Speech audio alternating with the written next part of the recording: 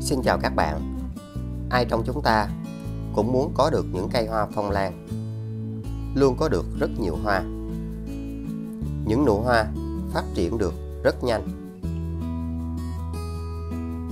Nụ hoa hồi sinh thì hãy chăm sóc cho cây luôn được xanh tốt. Và rễ đóng một vai trò rất quan trọng. Cây có nhiều rễ khỏe thì nó sẽ phát triển.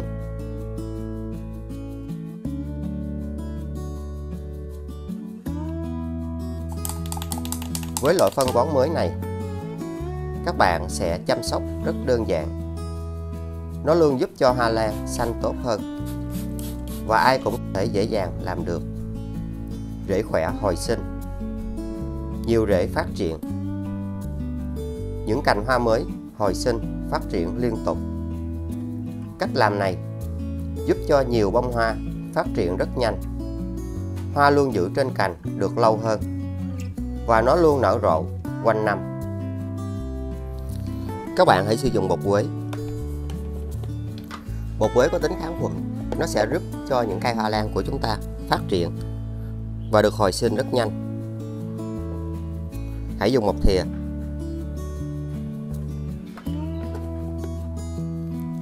Cho vào 500ml nước đun sôi.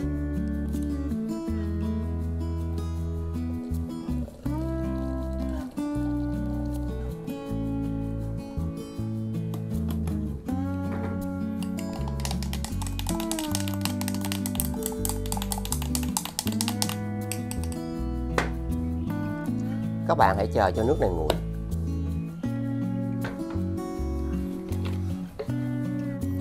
Các bạn sử dụng gạo, nó có chứa rất nhiều vitamin B và rất nhiều khoáng chất, giúp cho hoa lan phát triển được rất tốt. Hãy dùng 3 thìa.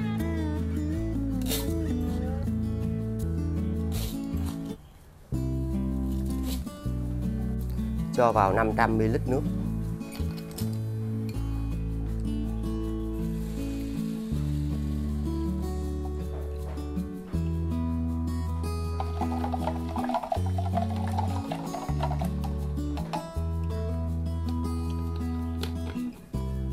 Các bạn sẽ để sau 2 giờ.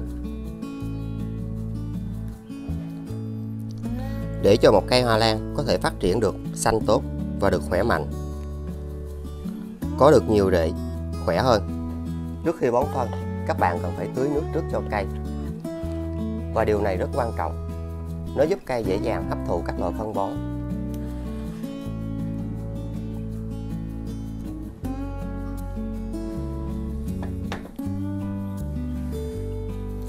Và hãy để trong 25 phút. Và điều này rất tốt để các bạn giúp cho những cây hoa lan yếu và chậm phát triển. Nó sẽ được hồi sinh tốt hơn.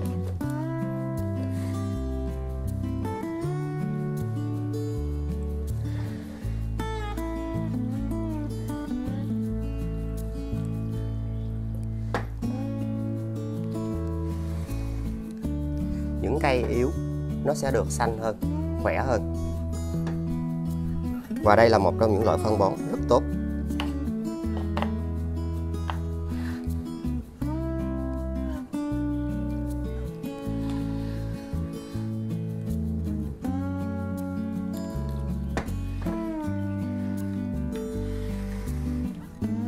Và điều này sẽ giúp cho những cây hoa lan của các bạn phát triển được rất nhiều rễ khỏe mạnh. Một loại phân bón rất tốt để chúng ta hỗ trợ và giúp cho hoa lan được phát triển nhanh hơn.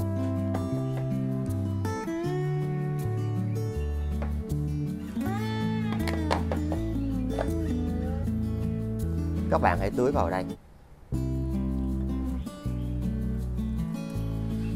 Khi cây được cung cấp đầy đủ độ ẩm thì nó sẽ trao đổi chất rất dễ dàng. Và những cây rất yếu, nó sẽ được mọc rễ rất nhanh. Dù các bạn trồng trên những loại chậu khác nhau thì chúng ta vẫn phải làm điều này để giúp cho hoa lan được phát triển nhanh.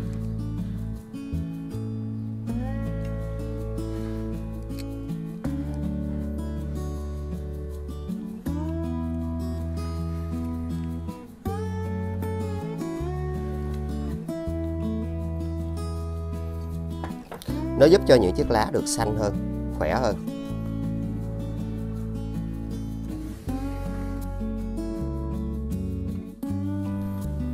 Sau đó các bạn lấy ra.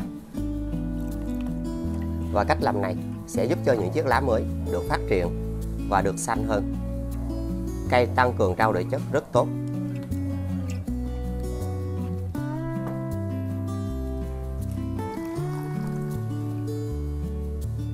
Nó giúp cho những cây hoa lan yếu được hồi sinh.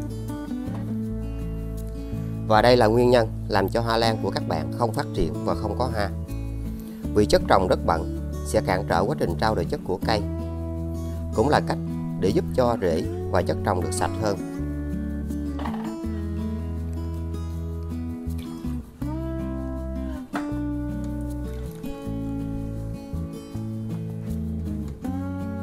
Nếu các bạn không làm cách này thì những loại phân bón đều trở nên vô ích, vì cây sẽ không bao giờ phát triển và không có hoa.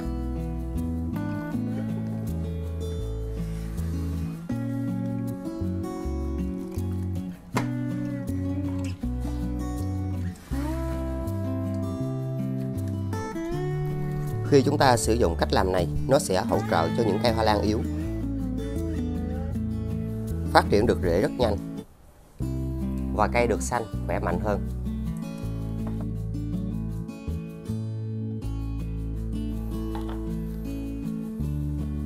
Cũng là một trong những nguyên nhân làm cho những cây hoa lan bị thối rễ và bị nấm rất nhiều. Sau khi nước quế đã nguội, các bạn khuấy đều lên.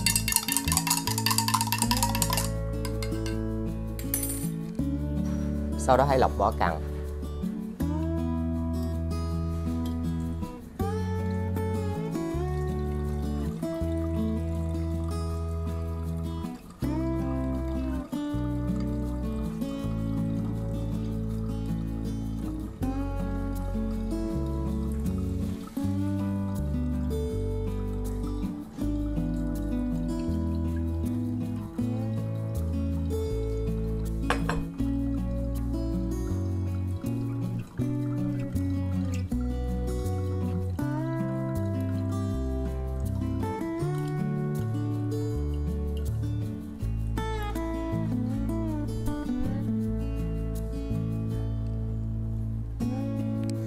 Sau đó hãy cho nước gạo này vào chung.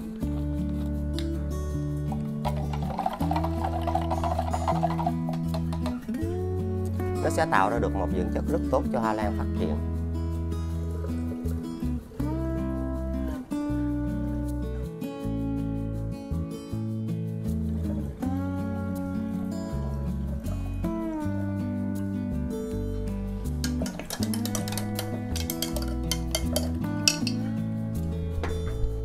Và phương pháp thứ nhất, các bạn hãy sử dụng ngay nước này và lau lá cho những cây hoa lan. Nó giúp cho những cây hoa lan của các bạn có được những chiếc lá rất xanh, cây sẽ rất khỏe. Và đây là một trong những loại dinh dưỡng không chỉ tốt cho hoa lan mà tốt cho những cây trồng khác phát triển hơn. Nó giúp làm sạch bụi bẩn. Khi các bạn sử dụng cách làm này, nó sẽ hỗ trợ cho những cây hoa lan yếu và chậm phát triển sẽ được cân bằng tốt hơn.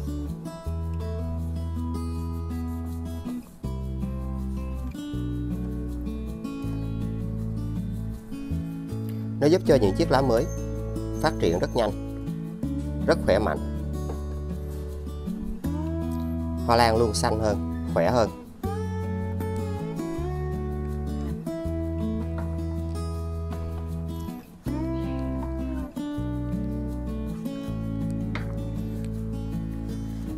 Các bạn có thể áp dụng cách làm này mỗi tuần một lần. Nó sẽ bảo vệ hoa lan khỏi các loại nhện, riệp và trĩ.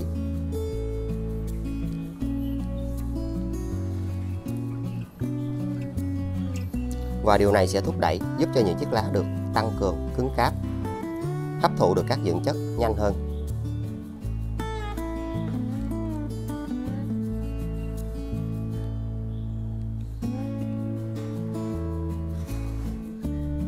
Những cây rất yếu và chậm phát triển sẽ dần có được những chiếc rễ tốt hơn.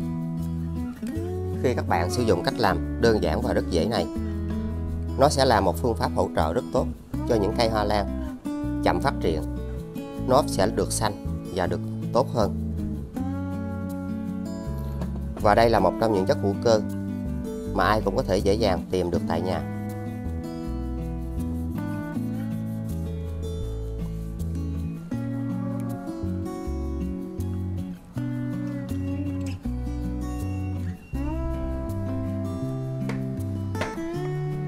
Hoặc các bạn có thể sử dụng nó để chúng ta chăm sóc cho những cây hoa lan được trồng trong nước.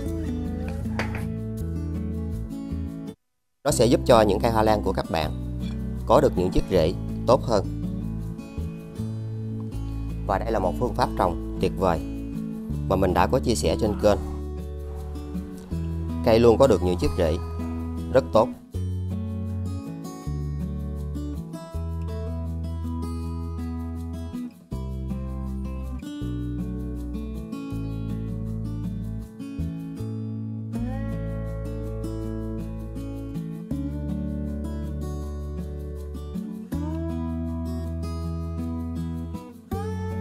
Và điều này cũng sẽ thúc đẩy giúp cho những cây hoa lan này nó phát triển được những cành hoa tốt hơn.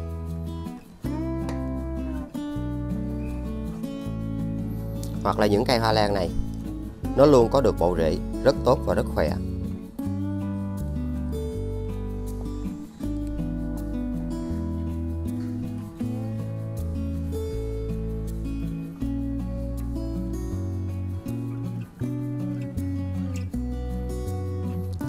Và phương pháp thứ hai,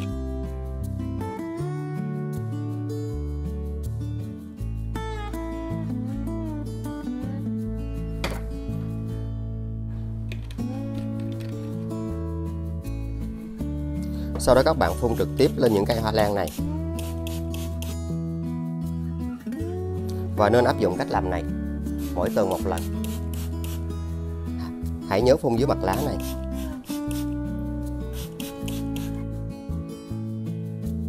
Sẽ giúp cho những cây hoa lan yếu và chậm phát triển sẽ dần được xanh và khỏe mạnh hơn. Cũng là cách để giúp cho cây được cứng cáp hơn.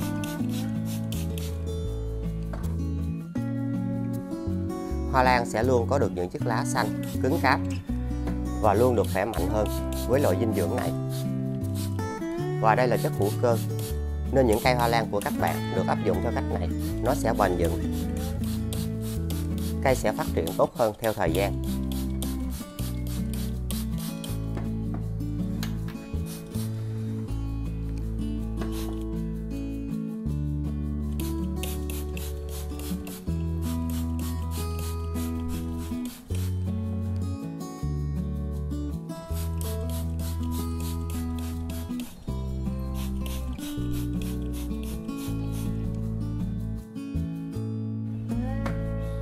Và phương pháp thứ ba, cho thêm vào 500 ml nước.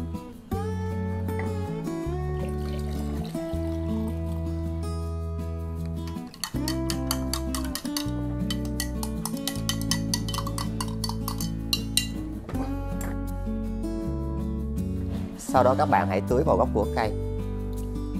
Và nên áp dụng cách làm này 14 ngày một lần.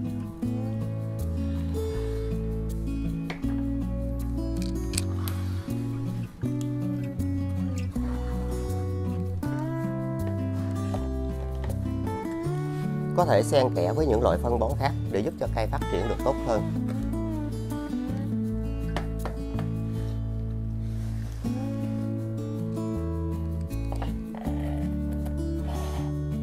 Khi các bạn sử dụng cách làm này, bộ rễ sẽ được bảo vệ rất tốt và hoa lan phát triển được nhanh hơn. Hãy để trong 25 phút.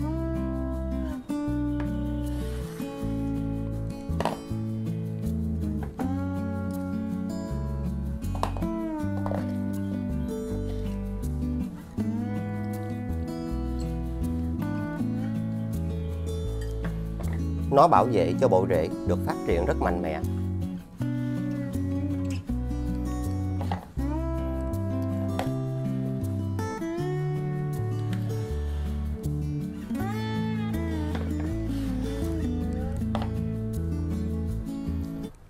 hoa lan của các bạn sẽ được xanh và phát triển được tốt hơn. Một loại dinh dưỡng rất tuyệt vời.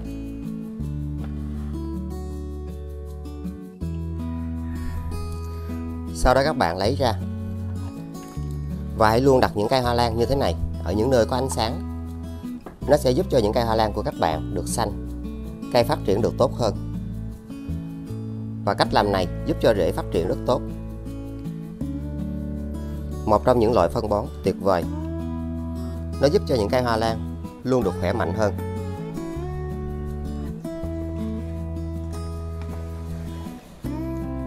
Khi các bạn sử dụng cách làm này, những cây hoa lan dù yếu ớt và kém phát triển, nó vẫn có được những chiếc rễ được hồi sinh.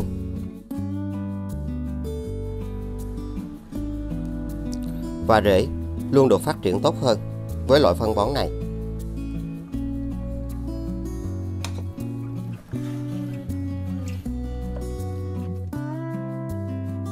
Nó giúp cho cây cân bằng rất tốt.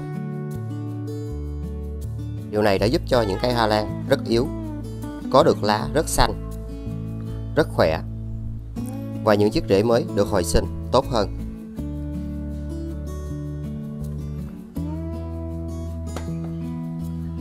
Hoa lan luôn được khỏe mạnh, trao đổi chất tốt và bền vững theo thời gian.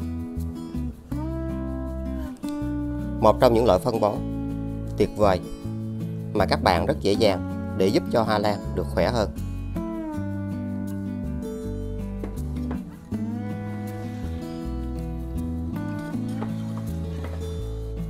Dù các bạn trồng đến những loại chậu khác nhau thì cách làm này vẫn luôn giúp cho những cây hoa lan phát triển rất tốt, có được những chiếc lá xanh và được khỏe mạnh hơn. Những chiếc lá vàng sẽ dần được hồi sinh. Và điều tuyệt vời, nó giúp cho những chiếc rễ phát triển được rất tốt với loại dinh dưỡng này.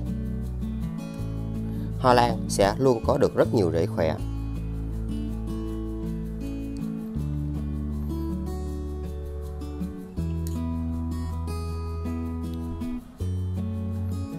Và nó cũng giúp cho các bạn hồi sinh được những cành hoa mới phát triển được tốt hơn. Một trong những loại dinh dưỡng rất tuyệt vời.